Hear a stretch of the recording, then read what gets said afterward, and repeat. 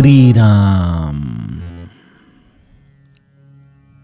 आपल्या सर्वांच्या हृदयस्थ बसणाऱ्या आत्मारामास साष्टांग प्रणिपात करून गोस्वामी तुलसीदास रचित श्री रामचरितमानस या ग्रंथातील जो पंचम सोपान सुंदरकांड याचं आपण चिंतन करत आहोत. सज्जन हो, हे आपलाच कथा चिंतन क्रमांक 882. आपण गेल्या चिंतन प्रवाहामध्ये अशोक वाटिकेमध्ये रावण आणि सीताजींचा हा संवाद अभ्यासला. रावण भल्या पहाटेच आपल्या सर्व राण्यांच्या समवेत सीताजींच्या समोर येऊन उभा राहतोय. उद्देश एकच आहे की एक बार बिलोकु मम ओरा. सीताजींनी रावणाकडे एकदा तरी डोळे भरून पाहावं, प्रेमाने पाहावं. या एका अहंकाराच्या इच्छेतून रावण सीताजींच्या समोर येतोय. पतिव्रता सीताजी एक गवताची काडी आपल्यामध्ये आणि रावणामध्ये धरून आपली नजर जमिनीकडे ठेवत रावणाला खडे बोल ऐकवतात की हे रावणा, अरे तू एखाद्या काजव्यासारखा आहेस. काजवा हा कधीही स्वतःच्या प्रकाशानेच जरी चमकत असला तरी त्याचा प्रकाश एवढा नाही की तो कुमुदिनीला उमलवू शकेल. तुझा पुरुषार्थ काय रे? तू एका अबला स्त्रीला एकटी असताना पळवून आणलंस. तुला अजूनही प्रभू रामचंद्रांच्या बाणाचा आघात याचा अनुभव नाही. असं म्हणून सीताजींनी रावणाला हे बोल ऐकवताच रावणाने आपली तलवार काढली आणि सीता तय मम कृत अपमाना कटियहु तव सिर कठीण कृपाना अशा पद्धतीने सीताजींच्या दिशेने आपली तो तलवार घेऊन जाऊ लागलेला आहे. सीताजी त्या तलवारीला देखील घाबरत नाहीयेत. अंतःकरणामध्ये प्रभू रामचंद्रांचं स्मरण करतात. त्यांच्या त्या परमसुंदर भुजांचं स्मरण करतात, ज्या एका कमळाच्या दांडीप्रमाणे आहेत, हत्तीच्या सोंडेप्रमाणे पुष्ट आहेत. आणि त्या भुजांच्या पाशामध्ये असलेल्या सीताजी म्हणतात की एकतर त्या भुजांचा मला स्पर्श होईल, अन्यथा ही तलवार माझ्या मस्तकावरून चालेल. प्रभू रामचंद्रांच्या विरहापेक्षा या तलवारीचा आघात हा सुसह्य आहे. या भागाचं चिंतन आपण काल बघितलं. अजूनही 10व्या दोह्यातल्या 2 चरणांचं आपलं चिंतन बाकी आहे, परंतु आपण त्याच समवेत 11व्या दोह्याचं देखील गायन करूया. गोस्वामीजी गाऊ लागतात. सीताराम सीताराम रामा सीताराम सीताराम रामा त्रिजटा नाम राक्षसी एका राम चरण रति निपुण विवेका सबनो बोली सुनाए सी सपना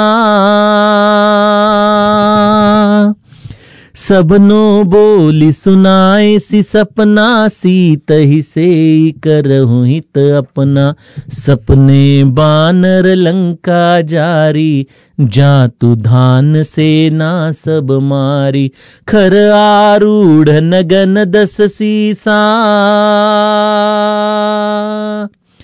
खर आरूढ़ नगन 10 सीसा मुंडित सिर खंडित भुज बीसा एहि विधि सो दक्षिण दिशि जाई लंका मनहु विभीषण पाई सीताराम सीताराम रामा सीताराम सीताराम रामा सीताराम सीताराम रामा सीताराम सीताराम रामा नगर फिरी रघुबीर दोहाई तब प्रभु सीता बोली पठाई यह सपना मैं कहूँ पुकारी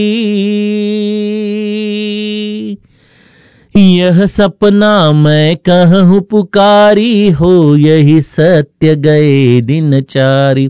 तासु बचन सुनते सब डरी, जनक सुता के चरण निपरी। सीताराम सीताराम रामा, सीताराम सीताराम रामा, सीताराम सीताराम रामा, सीताराम सीताराम रामा। जहाँ तहाँ गई सकल तब, सीता कर मन सोच। मास दिवस बीते मोही, मारहि निशिचर पोच। सीताराम सीताराम रामा, सीताराम सीताराम रामा, सीताराम सीताराम रामा, सीताराम सीताराम रामा। सियावर रामचंद्र प्रिय हो।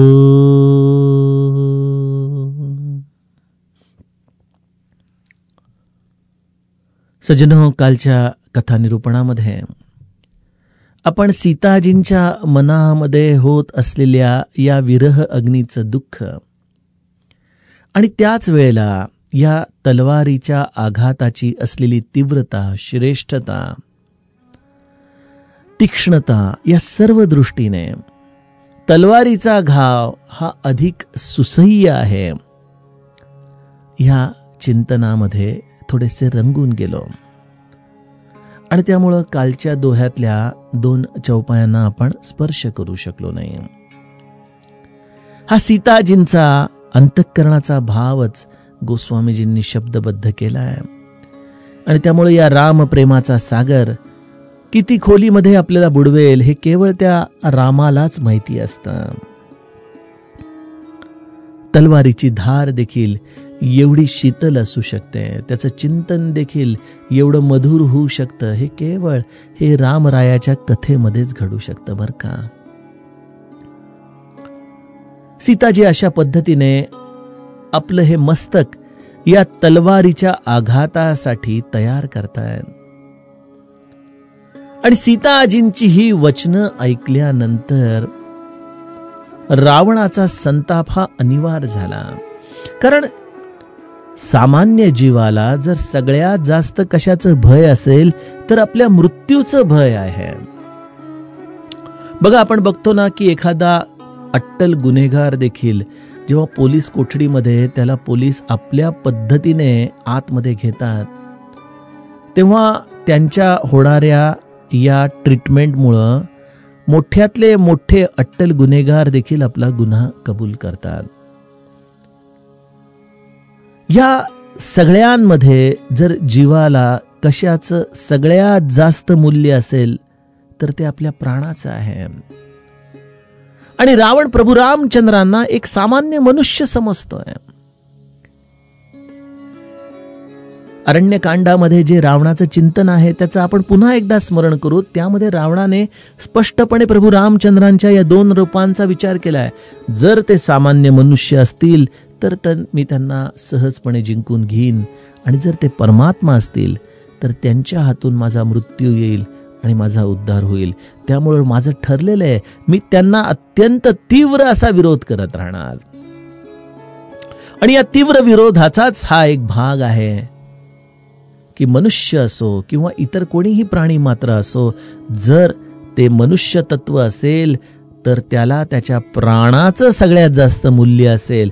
आणि त्यामुळं जेव्हा ही अशी तळपती तलवार सीताजींच्या समोर रावणाने धरली आणि जेव्हा रावणाने सीताजींच्या अंतःकरणाचा हा भाव ऐकला की माझं दुःख तूच दूर करू शकतेस हे तलवारी, त्यामुळे तू निसंकोचपणे माझं हे शीर धडा वेगळं कर आणि मला प्रभू रामचंद्रांच्या पासून होत असलेल्या या विरह अग्नीमधून सोडव.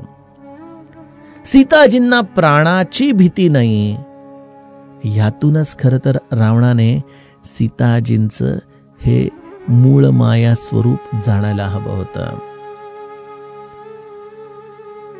परंतु सज्जनो, भगवंताची ही माया अशी विलक्षण असते की जोपर्यंत तुम्ही शरणागत होत नाही तोपर्यंत ती तुम्हाला तिच्याच वेगवेगळ्या असलेल्या रंगांमध्ये रंगवून टाकते. कधी तुम्हाला ती मद देईल, कधी मत्सर देईल, कधी दंभ देईल, कधी तुमचे अहंकारच तुमच्या या अज्ञानाचं कारण ठरेल. हे सर्व काही या मूळ मायेच्या शक्तीच्या आधाराने या सृष्टीमध्ये घडत असतं. बघा, आपण सर्वजण जाणतो की हा ईश्वर प्रत्येकाच्या हृदयामध्ये आहे, परंतु आमचा प्रत्येकाशी होत असलेला व्यवहार हा त्या जीवाला भगवंत मानून होतो का हो? आम्हाला जे आवडतात त्यांना कदाचित आम्ही थोड्याफार प्रमाणामध्ये त्या भावनेतून त्यांच्याशी व्यवहार करू, परंतु ज्यांच्याबद्दल आमच्या अंतःकरणामध्ये कटुता आहे, द्वेष आहे, त्यांच्याविषयी मात्र आपण कितीही ठरवलं तरी मनाची ती निर्मळता आम्हाला प्राप्त होत नाही. हेच आपल्या अंतरंगातलं मायेचं रूप आहे. माया या शब्दाला असंच आपल्या अंतःकरणामध्ये आपल्याला जाणावं लागतं. समर्थांनी देखील माया निरूपणामध्ये दासबोधात आपल्याला हेच सांगितलं की माया जाणूनी त्यागीचे, ही जाणावी, हिचं स्वरूप जाणावं. आपण मायेच्या अखत्यारीमध्ये आहोत याची अनुभूती घ्यावी, आणि एकदा का तुम्ही स्वतःला ओळखले की आपण मायेच्या अखत्यारीत आहोत, त्याच क्षणी ती माया तुटते. जसं आपण लहानपणी ते खेळ खेळायचो ना, डब्बा पैसा असायचा किंवा लपाछपीचे खेळ असायचे, आणि मग एखाद्या लपलेल्या व्यक्तीला जर आपण पकडलं की मग तो कसा ओशाळून बाहेर येतो ना, तसं हे मायेचं रूप आहे. तुम्ही जर तिला त्या पद्धतीने पकडलं तर ती माया ओशाळली जाते, ती तुमच्यापासून दूर होते. परंतु या खेळाचा नियम एकच आहे की आपल्याला त्यासाठी शरणागत व्हावं लागतं. तुम्ही जेवढे जेवढे शरणागत व्हाल तेवढी तेवढी तुमच्या जीवनातून ही माया दूर होत जाते, आणि जेवढा जेवढा तुमचा अहंकार उफाळून येईल तेवढी तेवढी ही माया तुम्हाला तिच्या विविध रंगांमध्ये रंगवून टाकते. आणि त्यामुळं ही परमात्मा स्वरूप आहे हे कळण्याचं खरं तर अत्यंत सोपं सूत्र होतं की प्रत्येक जीवाला आपल्या प्राणाचं मूल्य आहे, परंतु सीताजींच्या समोर तलवार असूनही त्या तलवारीच्या आघाताला स्वीकारायला तयार होत आहेत, किंबहुना तिला प्रार्थना करतायत, अरे यावरून तर माझे डोळे उघडायला हवे होते, परंतु अहंकार हा मनुष्याला कधीच डोळे उघडू देत नाही बरं का. रावणाला अत्यंत संताप झालेला आहे. सुनत बचन पुनी मार न धावा. ती वचनं ऐकल्यानंतर तो मारायला धावला. इथं पुनी हा शब्द वापरलेला आहे. मराठी भाषांतरकारांनी त्या पुनी शब्दाचा कदाचित तिथं अर्थ लिहायला ते विसरले, परंतु याचा अर्थ पुन्हा होतो. पुन्हा याचाच अर्थ असा आहे की रावण ही कृती अनेकदा ह्याच्या आधी करून बसलेला आहे. तीच चूक मनुष्य पुन्हा पुन्हा करत राहतो. या मायेमध्ये गुरफटलेल्या जीवाला त्याच त्याच गोष्टींचं दररोज पश्चाताप होतो खरा, परंतु त्या पश्चातापाच्या होऊनही त्याला त्याच्या चुकीपासून दूर जाता येत नाही. ही शोकांतिका आहे. रावण देखील एका अशाच पद्धतीच्या आचरणाने ग्रस्त आहे. सुनत बचन पुनी मारन धावा. पुन्हा ती चूक करतोय. पुन्हा या जगदंबिकेच्या अंगावरती तलवार घेऊन धावत जाण्याचं धारिष्ट रावण करतोय. खरं तर त्याने एक क्षणभर विचार केला असता की आपण हा प्रयत्न दररोज करतो, परंतु न जाणे आपल्याकडून ही तलवार चालवली का जात नाही. तरी देखील त्याला या जगदंबिकेचं खरं महात्म्य कळालं असतं, परंतु ही माया शरणागतीशिवाय आपलं स्वरूप त्याच्या अंतःकरणामध्ये प्रगटच करणार नाहीये.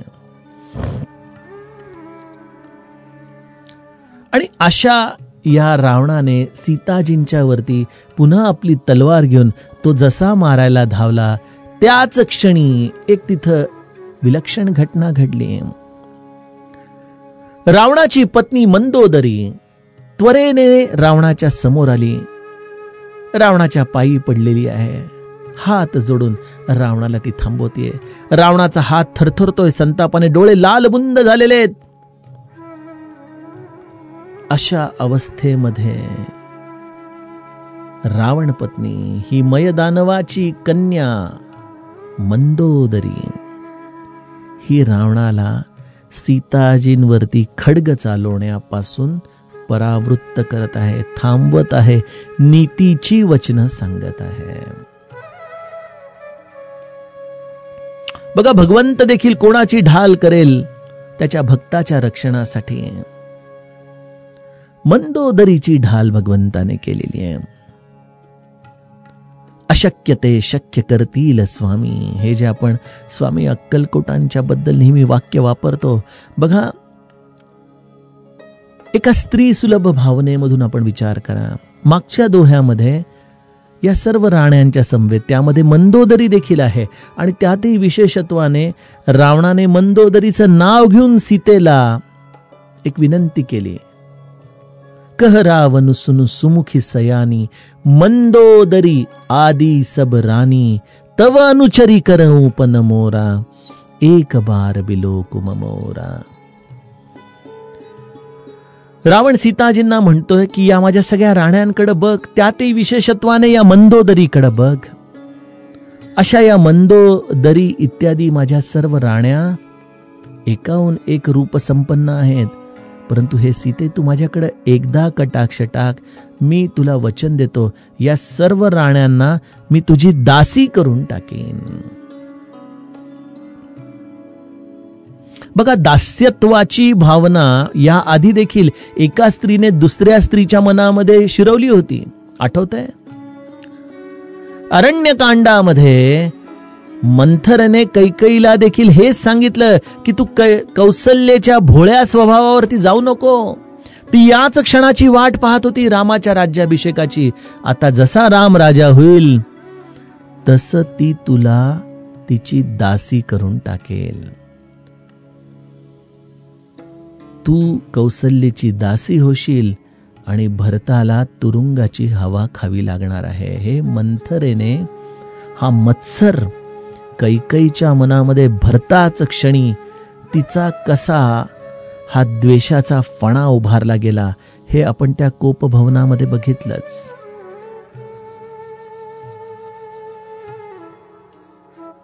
स्त्री सुलभ भावनेमध्ये एखाद्या दुसऱ्या स्त्रीची, त्यातही सवत असलेल्या स्त्रीचं दास्यत्व पत्करणं, ह्या इतकं एका स्त्रीला अपमानकारक दुसरं काहीच नाही.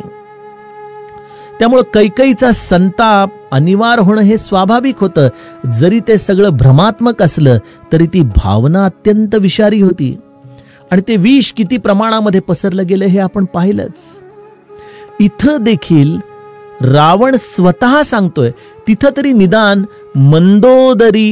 निदान मंथरेने कैकेयीला सांगितलंय. राजा दशरथाने सांगितलं नाही की उद्यापासून राम राजा होणार आणि तू कौसल्याची दासी होणार बरं का कैकेयी, हे राजा दशरथाने सांगितलेलं नाही.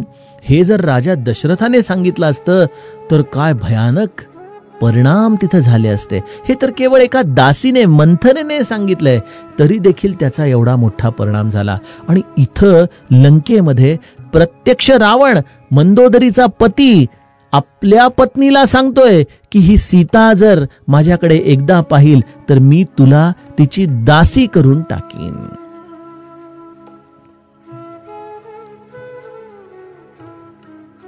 मला सांगा, अशा स्थितीमध्ये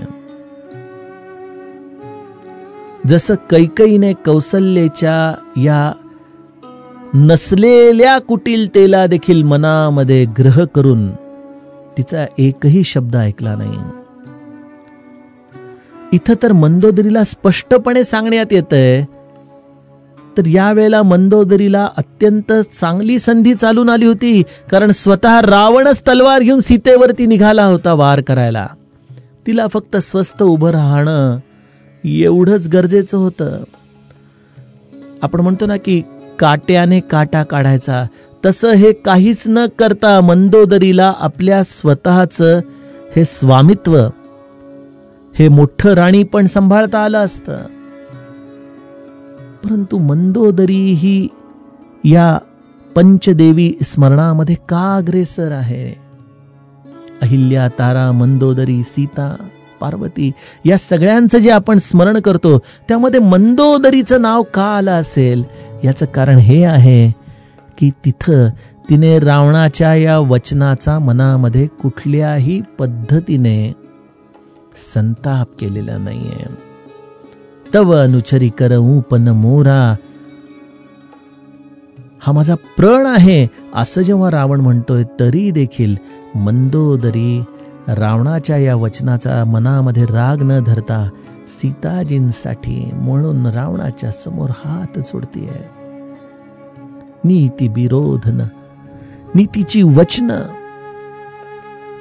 नीतीला तुम्ही कशा पद्धतीने आपल्या आचरणामध्ये आणा, हे जणू काही मंदोदरी रावणाला सांगते.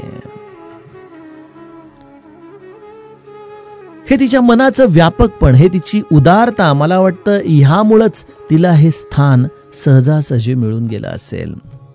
बघा, गमतीने मला कधी कधी एक खूप मोठा यामध्ये संयोग दिसून येतो की प्रत्यक्ष राम ज्या महालामध्ये राहतो, ज्या नगरीमध्ये राहतो, त्या नगरामध्ये राहत असलेली कैकेयी रामाच्या प्रत्यक्ष संगामध्ये असूनही मंथरेकडून आलेल्या या विषाला पचवू शकली नाही. तिच्या अंतःकरणामध्ये संताप निर्माण झाला. म्हणजे प्रत्यक्ष रामाचा सहवास असूनही कैकेयीची मनोधारणा बदलली नाही. आणि इकडं मात्र रावणाच्या महालामध्ये, राक्षसांच्या सहवासामध्ये, राक्षसिणींच्या सहवासामध्ये असलेल्या मंदोदरीला कुठल्याही प्रकारची सत्संगती नसताना देखील तिच्या मनाची ही उदारता, तिच्या मनाची ही व्यापकता, ही तिला मात्र अत्यंत सुलभ साध्य झालेली आहे. कोण सीता होती तिची? खरं काय वाचवायची गरज होती? अशा अनंत स्त्रिया रावणाने भ्रष्टावल्या होत्या. आणि या स्त्रियांच्या बाबतीमध्ये रावणाने कधीही मंदोदरीला पणाला लावलं नव्हतं. परंतु या सीतेसाठी रावणाने मंदोदरीच्या समोरच तिला पणाला लावलं. आणि तरी देखील मंदोदरी रावणाला सीतेच्या वरती शस्त्र चालवण्यापासून थांबवतीये. हे मंदोदरीच्या मनाचं श्रेष्ठत्व आहे सज्जनो. आणि ती अशा राक्षस कुळामध्ये असतानाही तिला ही मनाची स्थिती सांभाळता आली. यावरून एक अत्यंत सुंदर आपल्या सगळ्यांच्यासाठी सिद्धांत लागू पडतो की अनेकदा संताच्या जवळ असूनही, सत्संगतीमध्ये असूनही, त्याच्या साधनेमध्ये असूनही एखाद्या व्यक्तीला आपल्या मनाचा संकुचितपणा सोडता येत नाही. एखाद्या व्यक्तीला दुसऱ्या व्यक्तीच्या विषयी असलेला द्वेष सोडता येत नाही, मत्सर सोडता येत नाही. आणि त्या उलट एखादी व्यक्ती व्यवहारामध्ये कुठेतरी असेल, अनंत प्रकारच्या व्यवहारातल्या राक्षस राक्षसिणींच्या बरोबरच नित्य राहत असेल, परंतु तरी देखील मनाचं व्यापकत्व हे त्याला स्वाभाविकपणे सांभाळता येत असेल.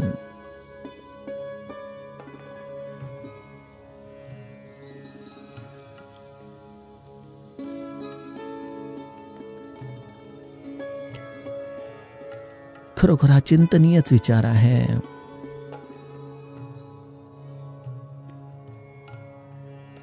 नाम मुरल्याचं लक्षण आहे खऱ्या अर्थाने. हे बघा, नाम आमच्या अंतःकरणात काय करतं? नाम मनाला सूक्ष्मत्व प्रदान करतं. मन सूक्ष्म होतं म्हणजे काय होतं? वृत्ती व्यापक होत जाते. गणिताच्या भाषेत सांगायचं झालं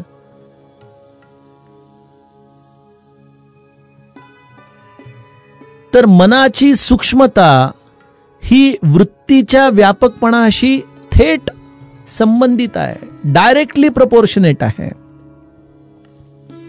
जेवढं जेवढं मन सूक्ष्म तेवढी तेवढी वृत्ती व्यापक होते. आणि या उलट जेवढं जेवढं मन जड आहे तेवढी तेवढी वृत्ती संकुचित होत जाते. मन जड होणं म्हणजे काय? दृश्याशी ते निगडीत असणं. मग आपला मान अपमान, आपल्या आवडी निवडी, आपलं सुख दुःख, या सर्व गोष्टींशी हे मन जेवढं संलग्न आहे तेवढं ते वृत्तीच्या आधाराने संकुचित राहतं. आणि या उलट मला काहीच नकोय, या भावनेमध्ये ज्याचं मन हे स्वाभाविकपणे स्थिरावतं त्याच्या वृत्तीच्या मर्यादा या आकाशा एवढ्या होतात बरं का. आणि मग असं हे मंदोदरीचं चरित्र तिला या पंचदेवींमध्ये आपलं स्थान देऊन जाते. आणि या स्थानासाठी ही वृत्तीची व्यापकता हेच एकमेव मंदोदरीचं सौभाग्य आहे.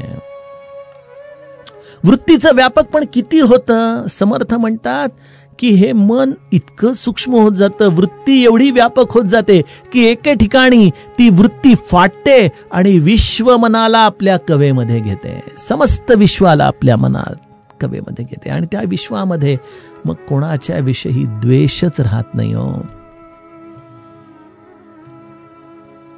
रावणासारखा अहंकारी पती असूनही मंदोदरी अत्यंत प्रेमाने रावणाशी शेवटपर्यंत व्यवहार करते, शेवटपर्यंत.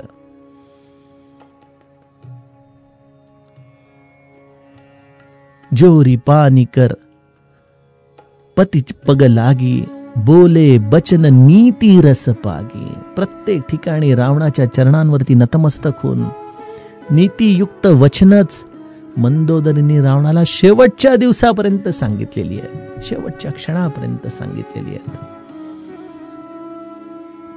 हे मंदोदरीचं महात्म्य आहे सज्जनो.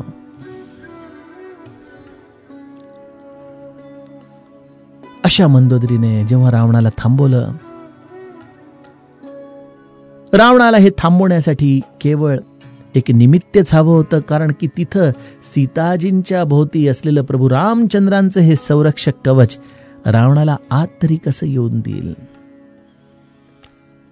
त्या कवचाची आज पहारेकरी मंदोदरी झाली, बस एवढंच. रावणाने सर्व राक्षसिणींना बोलवलं. अरे इकडे या, इकडे या. सगळ्या राक्षसिणी घाबरत घाबरत हातपाय थरथरत थरथरत रावणाजवळ येत आहेत. कदाचित आपल्याकडून काही चूक झाली का? रावण आपल्यालाच दंड देऊ इच्छित आहे का? अशा पद्धतीच्या कुशंका त्यांच्या मनामध्ये भरल्या असतील.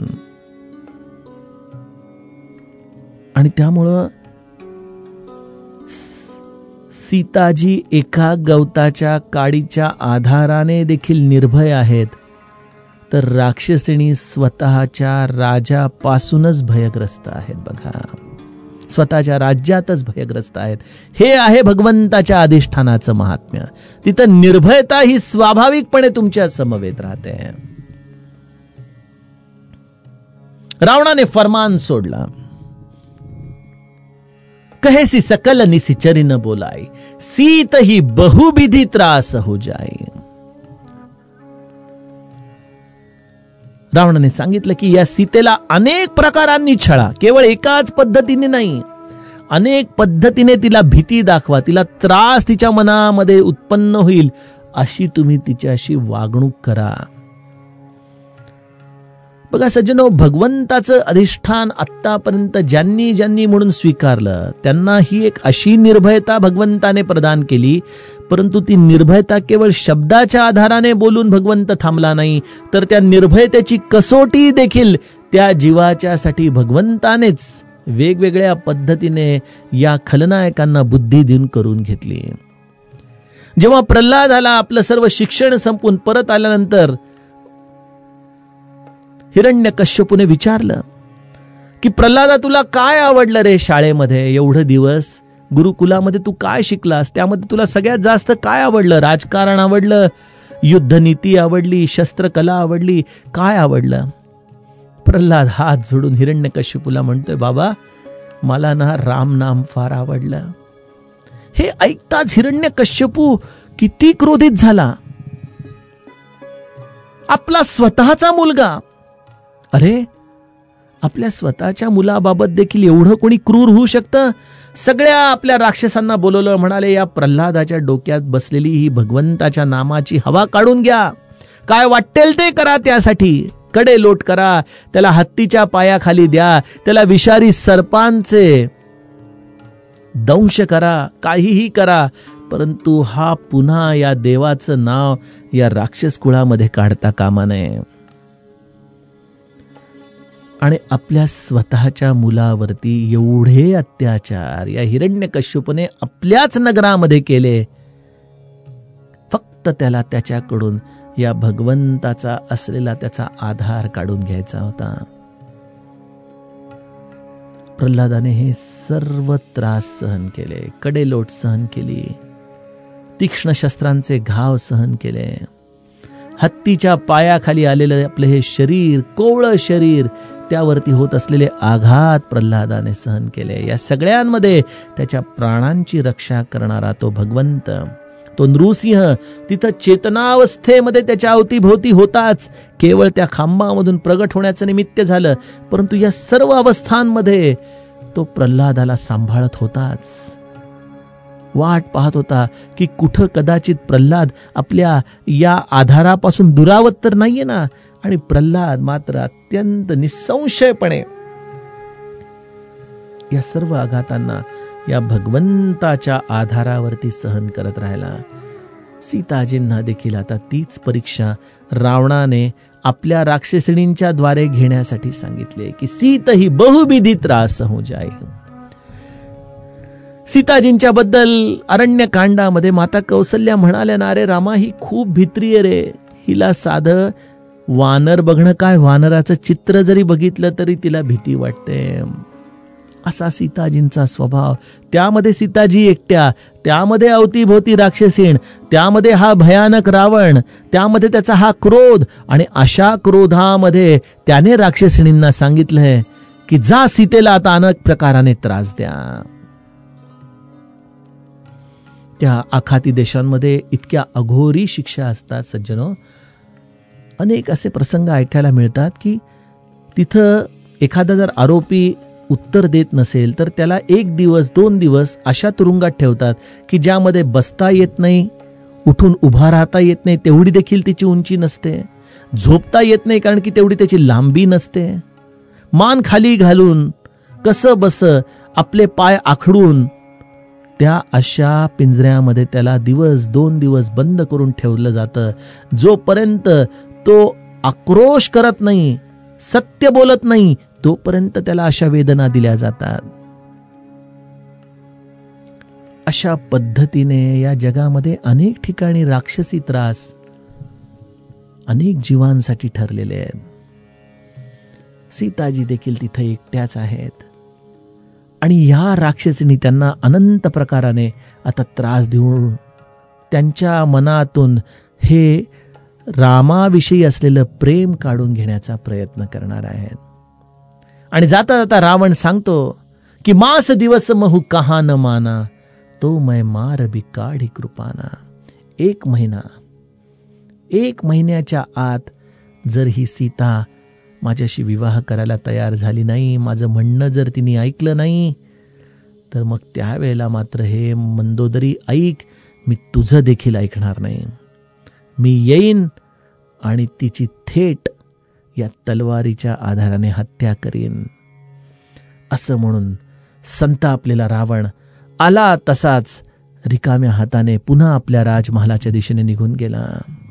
भवन गयहु 10 कंधर, इहा पिसाचिनी वृंद, सीत ही त्रास देखावही, धरही रूप बहुमंद. या राक्षसिणींनी मग अनेक प्रकाराने भीतीदायक असे चेहरे, अनेक भीतीदायक मुद्रा धारण करून वेगवेगळे चित्रविचित्र आवाज काढत सीताजींना भीती दाखवायला सुरुवात केलेली आहे. आणि या भीतीने आता सीताजींच्या असलेल्या या अनन्यतेची परीक्षाच जणू काही त्यांनी घ्यायला सुरुवात केलेली आहे. आज आपला कथा विभाग हा खरं तर आपण पुढच्या दोह्याचं गायन करून त्यामध्ये प्रवेश करणार होता, परंतु हे मंदोदरीचं चरित्र सांगता सांगता न जाणे आपली ही दररोजच्या कथा विभागाची वेळ पूर्ण कधी झाली हे कळालंच नाही. त्यामुळं आपण त्यातील पुढील कथाभाग उद्याच्या कथाप्रवाहामध्ये चिंतनास घेऊयात. जानकी जीवन स्मरण. जय जय राम.